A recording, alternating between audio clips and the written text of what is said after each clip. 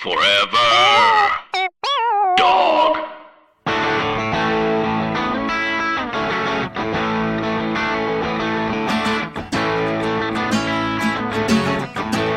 I used to think that this was my town. What a stupid thing to think. I hear you biting off a breakdown. I myself am on the brink. I used to want to be a real man. I don't know what that even means. What's up, 3Bs? What's up, Diamond Dogs? What's up to my athletic gerbils? Guess what? It's Rhea Butcher here, the host of Three Swings. Shout out to Jason Isbell and the 400 unit for letting us use this wonderful song. I still think it's a banger. It's a big old banger. I did my Spotify roundup. Jason Isbell's on there, but Tupelo was my number one song of 2018. Look, I going through some shit. I should say went through. But do we ever stop going through some shit? I don't think we do. What's up, everybody? If you're going through some shit, I see you. I feel you. I understand.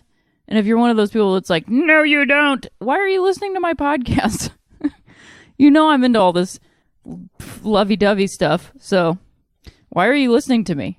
Are you hate listening to me? You shouldn't do that. We should never hate listen to anything. You shouldn't hate watch anything. You shouldn't hate read anything. You should only love watch, love read, love listen. You know what I mean? Come on. We only get so much time on this planet Earth. We shouldn't be listening to stuff that we don't like. So, anyway, shout out to the rest of you who like this show and are listening to it. I appreciate you, and you're doing it for the right reasons. It is easy to feel like there's a lot of people that don't like you if you use the internet often. I think sometimes people who comment on my stuff forget that like, I don't have that many followers. But it's enough that enough people are like, you're stupid on a regular basis. In not so many words. So then when I finally say something about it, then people are like, what's wrong with you? Well, the internet. The internet's what's wrong with me. I hope everybody's doing good. I did my Spotify roundup, as I was saying. Pretty interesting. A lot of country style music. And for whatever reason, Boy Genius isn't listed as Boy Genius on Spotify. So Boy Genius wasn't my number one thing that I've listened to. But I think everybody that knows me as a human being, that's my number one for this year. Send me your number ones if you feel like it. Also just like pretty rad. I've been listening to the top 28. Top 28? Wow. Hey, everything's fine. I've only had half my coffee this morning. I listened to the... I'm a fourth of the way in to the top 50 albums of 2018 via NPR. All songs considered. Pretty great list this year. It's always a good list because it's the top albums, you know? But like this one's really enjoyable. And it's on Spotify and you can just listen to the whole thing. The top 10 were all by women. And, like, the top 11 was also, like, a band fronted by a woman. And then the top 12 includes Boy Genius. And then, like, I think 15 was Courtney Barnett. So, like, there's a lot of women on that list, which was really cool. I myself am a person who is tired of, it's the year of the woman. It's like, no. We're not doing that anymore. Not because of any reason other than every time we're like, the year of, it allows there to be an end and a beginning of a thing. As opposed to going like, oh, look at this. Shit, women make music too. I forget this all the time. It's easy to forget because we live in a weird culture that likes to put people in boxes and keep them in those boxes, put those boxes back in a closet somewhere. So complicated, yet so silly.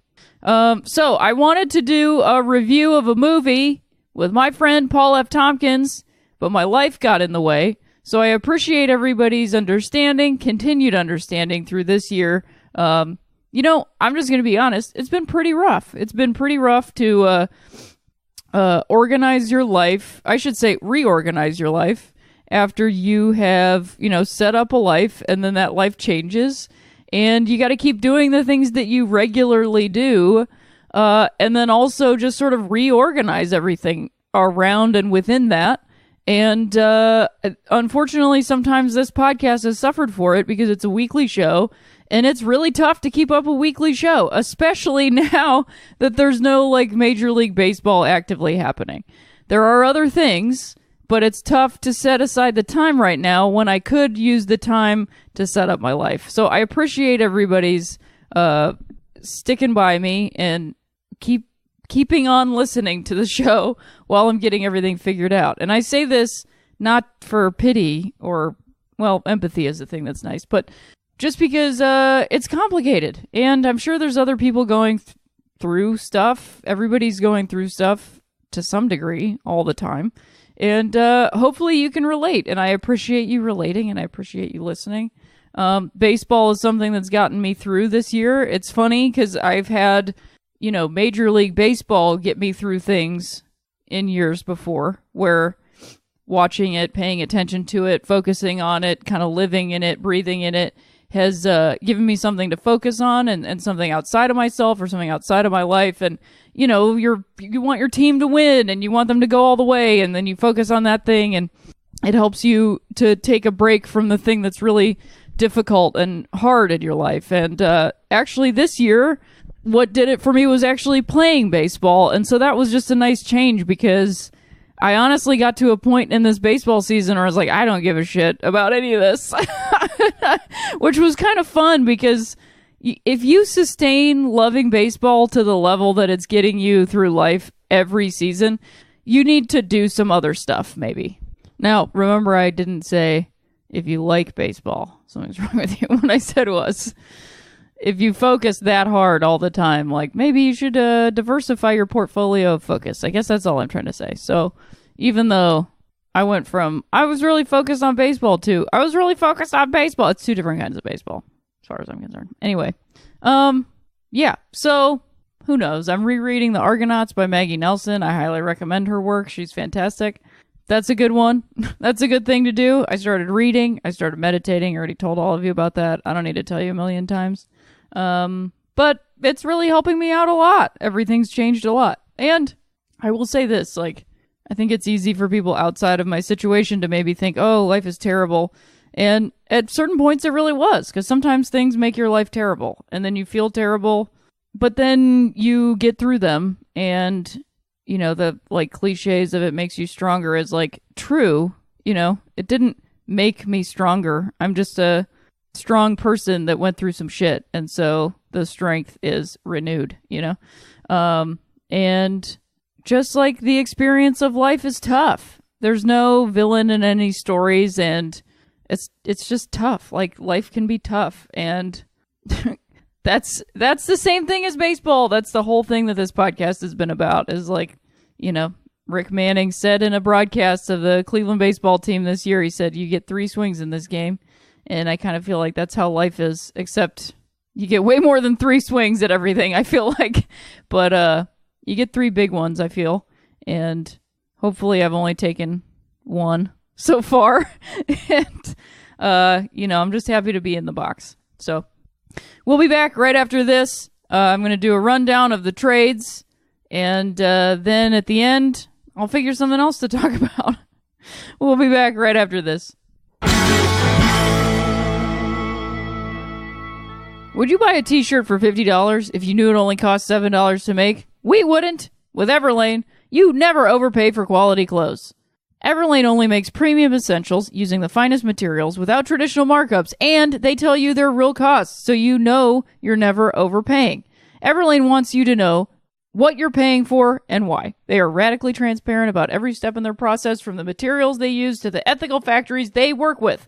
And because Everlane sells directly to you, their prices are 30 to 50% lower than traditional retailers. Everlane's clothes look better, cost less, and last longer. I love Everlane's clothes. I'm sure you're always like, man, Rhea Butcher looks real snazzy on their Instagram. I wonder where I could get those clothes. Guess what? This new black jacket that I've been wearing, it's from Everlane. You can get it from Everlane. I love their stuff. I got some of their t-shirts. I have some of their button-ups. I love it. I have a duffel bag that I really like. It's real good shit. And essentials like their Cotton Crew t-shirt are exactly what they should be. Simple, stylish, and made from quality materials. And right now, you can check out our personalized collection at everlane.com/baseball. Plus, you'll get free shipping on your first order. That's everlane.com/baseball. everlane.com/baseball. All right, we're back. Thanks for listening to that lovely ad. Person reading them sounds cool.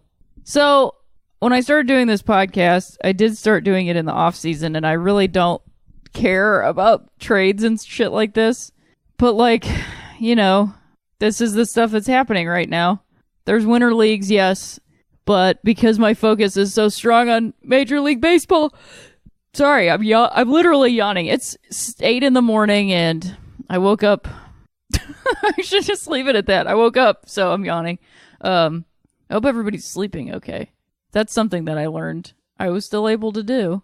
Anyway, I'm not like a Wall Street kind of person. I don't really care about these trades. Like, I mean, it interests me to the level that, like, it's happening, but I think last season with the Ohtani stuff and, like, how literally every day my phone was getting like 7 or 8 notifications about where he was going to end up. And I just, like, I'm happy for the guy. Like, he's great for baseball. But, like, good Lord, do I not need to talk about this? But I understand, like, people who are paid to talk about baseball have to create a job in the offseason. But boy, oh boy, is it ridiculous. I mean, I was texting with a friend who's a Cubs fan about, like, all these trade rumors, and then none of this shit came through. It's just so ridiculous. Also, speaking of that, so the Cubs decided to keep Addison Russell, and I read Theo's statement. I didn't read the whole article about it, but I read his statement, and I agree with his sentiment, which is, you know, if we're going to stick with the player during the good times, then we got to stick with him during the bad times. But I would say that you did do that already. You did stick with that guy during the bad times when this came out the first time. And now it's just coming out again. And you're reminded how bad he is. And that you didn't do anything the first time. So what are you going to do this time? What's going to be different?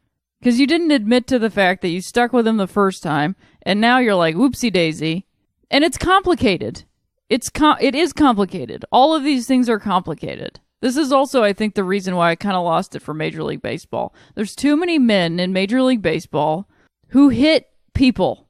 And those people, 99% of the time this season, were women.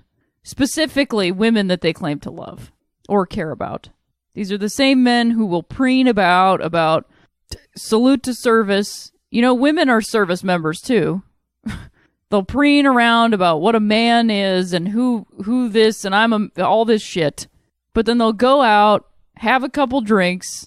A woman will say something they don't like or do something they don't like. They'll beat the shit out of her, get arrested, and say there's two sides to every story because they don't want to lose their job. Or they don't think she's worth it. That's the other thing.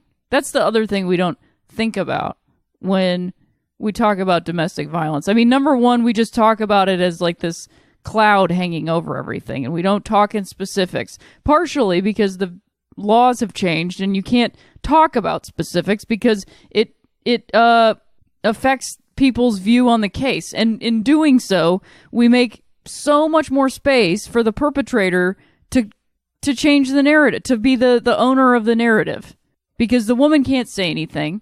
The police don't release anything. You don't see photos. There's no witness accounts. And so you just fill in the gaps because that guy's out there yapping about what did and didn't happen. And in our culture, it's a lot easier to go, it probably didn't happen because you don't want to believe it. And everybody that's listening going, no, I think it did happen. I'm not talking about you. I'm talking about our culture. I'm the type of person that errs on the side of the person that has the black eye. And I'm sure many of you that listen to this show are as well. And each situation is complicated. I'm not saying that it isn't. And what I'm saying is I err on the side of this. You know, when we say believe women, that phrase that people say on the internet a lot, you know, I like to also, in my own mind, go believe survivors and believe the people who say something happened to me. Because while we do need to focus on the fact that, like, we don't listen to specifically women because they are women, we also just don't listen to people who say this happened to me because we don't want to believe it. Because human beings are animals when it comes down to it. And if you believe something bad happened, then that might mean that something bad happened and we might have to do something about it. It's a lot, I don't know, more evolutionary, like built into our brains to go, everything's fine, and just keep barreling ahead through space. So, when I say that I err on the side of that, I simply say I put more of my focus and understanding and belief that something did happen until I find out that it didn't. And in the case of, let's say, Roberto Osuna, Stephen Wright, who else? There's too many, and none are coming to my mind. Aroldis Chapman. None of these, nothing has come out about any of these guys that I have mentioned that has said, you know what, this didn't happen. So, why would I believe that it didn't? Everything is ongoing. Why would I believe that none of this happened when nothing has come to light that says it didn't? Because you better believe if something did, all of MLB, all of these things would be talking about it. They're not, because it hasn't happened. So the thing about Addison Russell is they have stuck around. And I just got to say, like, I know that I am, look, I was raised a Cleveland fan. I still have fandom for that team. Wahoo is finally gone, which I'm really excited about. I'm glad that it's gone. I've talked about this incessantly, so I don't think I need to get into it. And I think I got into the specifics of it the last time, which is to say, okay, the logo's gone now. They're not changing the name right away. My focus is going to be more so on Indigenous and Native peoples, other issues like missing and murdered Indigenous women. So, that's gone. I'm a Cleveland fan, and I have a chip on my shoulder about Chicago beating them. That was in air quotes. And the whole narrative around that World Series and the fact that everybody has so conveniently forgotten that Aroldis Chapman was on the mound for almost every game in the last half of the series. From the beginning, from game 2. And that dude did some terrible shit to a girlfriend or a wife, I can't remember. And so I just have lost it for the Cubs. I just have no respect for that organization. To pick up Aroldis Chapman and not give a shit about what he did, to roll with Addison Russell, to pick up Daniel Murphy. I mean, I just don't know what they're doing. And I even am not that, I'm like lukewarm on Daniel Murphy because at least he's not like hitting a human being.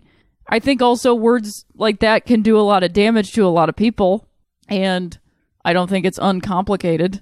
Again, I've talked about it. I think there's room for what he's doing.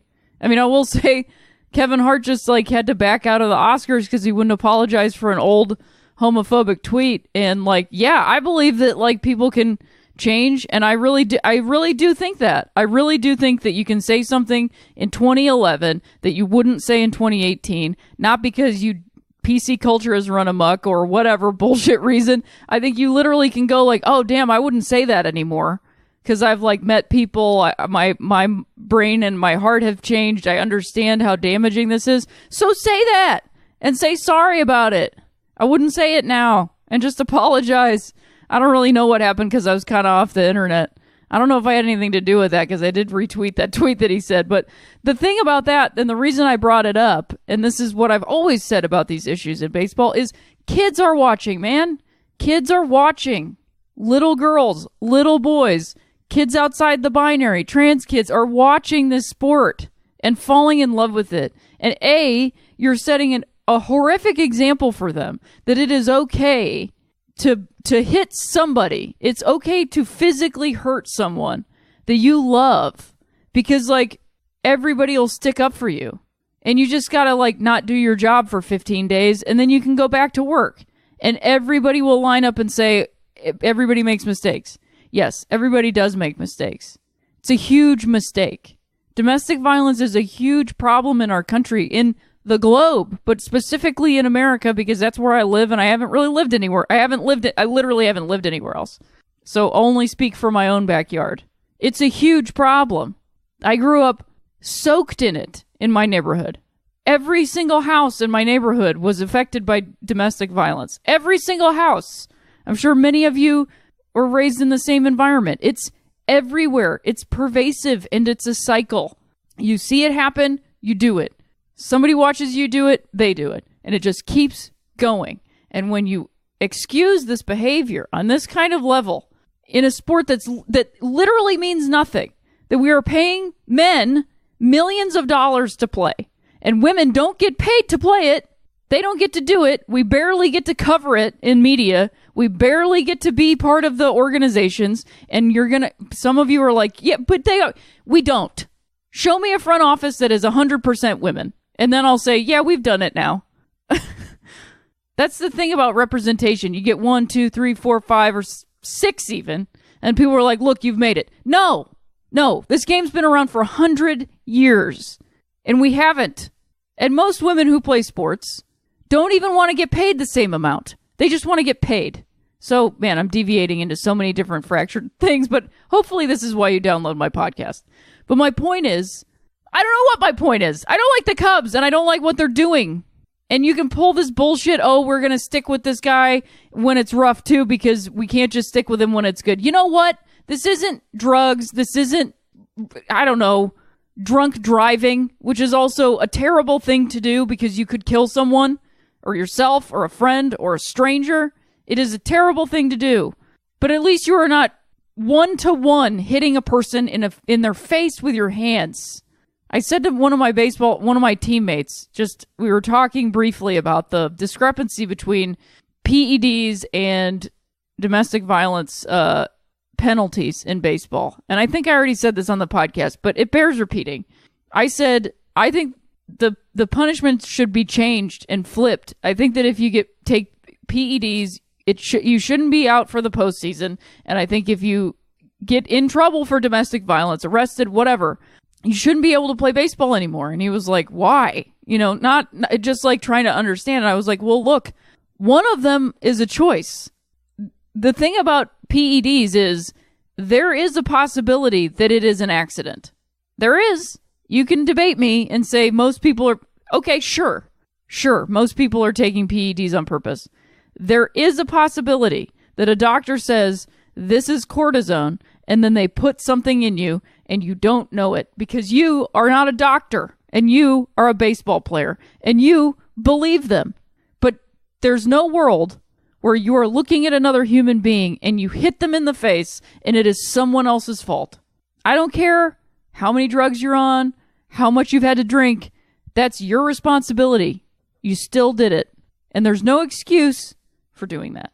So I will try next season to not shit on the Cubs too much because I'm sure there's a lot of Cubs fans on here. But holy shit. And to anybody that's ready to write me a thing about how don't throw stones and tell me the whole history of every domestic abuser that's played for the Dodgers, I understand that. Every team has had somebody on it that is a piece of shit. So, yes, I get it. What I'm always trying to talk about is right now. And I know that I mentioned 2016. I'm talking about that they won a World Series that is a big deal, that everybody lost their shit about, rightfully so, because they hadn't even been in the World Series in 50 plus years, and then they hadn't won one in 108. But that's why I bring it up, because it's not fair to time to erase that from the narrative and just make it some fine thing. It's not fair to domestic violence to remove that guy from the narrative of the Cubs World Series. It's not fair. Just like it wouldn't be fair if Cleveland had won to erase Chief Wahoo from all the pictures and act as though that had never happened. And I'm not equating the two. I'm just saying you don't erase it from there. There will be a time in Cooperstown when there will be an exhibit or a plaque with all that Cleveland shit, and it will say this was a mistake. So you have to leave the mistakes in. If you delete the mistakes, then we don't think we made any mistakes, and then we keep making the same mistakes. Because guess what? You think you can just delete them. Okay. I'll be back after this, actually. I'm sorry to make you listen to another ad, but that's what I gotta do. Plus, I didn't do the movie, so I just have the traits to talk about. I got on a domestic violence jag. Donate if you can. If you've got some extra cash, please donate to, I don't know, RAIN or Domestic Violence Network or your local shelter. They're always in need of socks and underwear. That's a thing that homeless shelters need, and that's a thing that domestic violence shelters need. So if you can, this holiday season, donate toys to kids who need them, but also please donate socks and underwear. Just go to Target and grab the cheap stuff. People just need something. A lot of people leave bad situations with only what they have on their backs. So if you can do that this holiday season, I would really appreciate it. I'll be right back after this. It's me, Rhea Butcher, here to talk to you about my favorite underwear. That's right, Tomboy X. My favorite underwear on the planet. They are not only a great company, but they make wonderful stuff. They're micro-modal boxer briefs, the long ones and the short ones. Well, not the long ones. My pants are too tight for those. I like the 4-inch and the 6-inch ones. Those are my two favorites. In black, I just have a big old drawer of those. Big old drawer of drawers. They make me feel great. They feel comfortable and they look good. So, it's time to stop wearing underwear that doesn't make you feel confident. Underwear with more frills than function, or underwear that your mom got you from Target to fem you up. Underwear that's made to fit you and how you see yourself. That's what you need. Tomboy X makes bikinis, briefs, boxer briefs, trunks, and boy shorts, as I mentioned. Soft bras, which are great when you're taking time off from using a binder, which I do. I personally use one because it makes my shirts look a lot better. Other people have many different reasons for using them, but their soft bras are absolutely wonderful for those Sundays or Saturdays or every day that you're taking off from that little guy. They also make racerback bras and in everyday basic colors, fun seasonal prints, and brilliant colors. And all options, as I've said, come in extra small to 4X. So, regardless of where you fall on the size or gender spectrum, Tomboy X offers amazing underwear that anybody feels comfortable in. So go to tomboyx.com/baseball and check out their special bundles and pack pricing. And 3 Swings listeners get an extra 15% off with code BASEBALL. Again, code BASEBALL for an extra 15% off. So ditch whatever you're wearing for a pair of Tomboy X underwear. Go to tomboyx.com/baseball. All right, here we go. I'm going to finally get into these trades, and then I'm going to let you get off to your day and enjoy it. So, although the biggest names, Bryce Harper and Manny Machado, haven't made any decisions yet, it's been a busy and surprising offseason so far. The big one, the big dog that happened the other day was Paul Goldschmidt going to the Cardinals, which was a big shock for me. I did not think that was going to happen. I thought that dude was going to retire at Diamondback, personally. He just is, to me, the face of the Goldenbacks? Okay, please leave that in. He's the face of the Diamondbacks, is he not? I mean, he's just Goldie has been the D-backs the whole time. So, pretty shocking. The Cardinals acquire infielder Paul Goldschmidt. Diamondbacks acquire right-handed pitcher Luke Weaver, catcher Carson Kelly, an infielder Andrew Young, and a 2019 competitive balance round B draft pick number 6. I don't know what any of that bullshit is, and I don't care. I liked Luke Weaver a lot, and I liked him on the Cardinals. Pretty wild trade. I mean, I guess this also shifts Matt Carpenter over to your everyday third baseman, so I'm curious how that's going to work out, because boy, oh boy, did he have a monster second half, you know? And you can't get rid of that guy. So, I mean, the Cardinals are looking pretty good, I think, and the NL East and the NL Central are looking real competitive, and I like it, and we'll get into that even more, but I'm just really surprised. I really thought that's all I got, is that I thought Goldschmidt was going to be a Diamondback forever.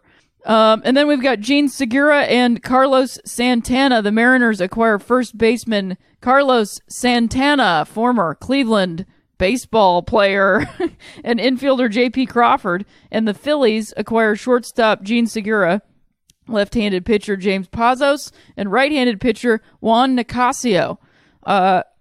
That's an interesting one. I mean, they had a hole at shortstop that they needed to fill, and then they had a surplus of first baseman, and Carlos is just not as productive as he once was. I love that dude. I really do, but he's just not the producer, and he's not even as consistent as he used to be. And he's not that good of a first baseman, and they've got Rhys Hoskins, sort of dwindling out there in left field. So I feel like it's going to be nice to have Rhys in the infield. Then they've got a spot in the outfield that they can potentially fill. Right, Phillies? Again, nobody believed me when I said the Phillies were going to play well. I think they're going to play even better this season. Then we've got the Robinson Cano trade. The Mets acquire second baseman Robinson Cano, right-handed pitcher, relief pitcher Edwin Diaz, and cash. The Mariners acquire outfielder Jay Bruce, outfielder Jared Kelenic, and right-handed pitchers Anthony Swarzak, Gerson Bautista, and Justin Dunn. This one is an interesting one, and I feel like the Mets really won on this trade. I mean, even just for Diaz, he just came off the saves leader of the year, and they had no closer. They lost so many games with no run support. I don't know what the Mariners are doing. Honestly, the Mariners are giving away all their good shit and getting, I would say, unfortunately, mediocre players back. So I thought they were really kind of going for it, and then I guess they didn't have the season they thought they were going to have, and so now they're trading out everything. It's kind of shocking to me. I wasn't prepared for that. I thought the Mariners, the M's were going to go for it. So then we've got Nathan Eovaldi re-signing with the Red Sox, which I mean, who didn't see that coming? I think any team trying to pick him up would be like silly, because look, that game that he pitched, where he essentially pitched a whole nother game and was throwing his arm off, to me was like, this dude has to, he's either getting picked back up by the Red Sox or he's retiring. You know, because he's had 2 Tommy John surgeries. The Red Sox agreed to a 4-year, $67.5 million deal with free agent righty and postseason hero Nathan Eovaldi. And look, I don't think that dude's going to make it 4 seasons. I just think he's developed a splitter and he's developed a better array of pitches, but in terms of longevity and stuff, like that dude, I don't know, two more maybe? Pitchers just aren't lasting the way they're lasting. And then also just a rumor like that Corey Kluber is going to be traded. He probably will, which I feel many ways about, because to me he's Cleveland, he's their ace, but also he's on the decline. And it doesn't surprise me that the Dodgers want to pick up an ace on the decline, because their moves have always been really silly to me. And apparently they got rid of the front office Faidi, and perhaps Dave Roberts is going to make better decisions now. So I'm willing to give him that chance, but good Lord. I mean, Corey Kluber's back is a problem, and it's not going to get any better. You don't just keep throwing baseballs 100 miles an hour and then magically your back gets better. It just doesn't work like that.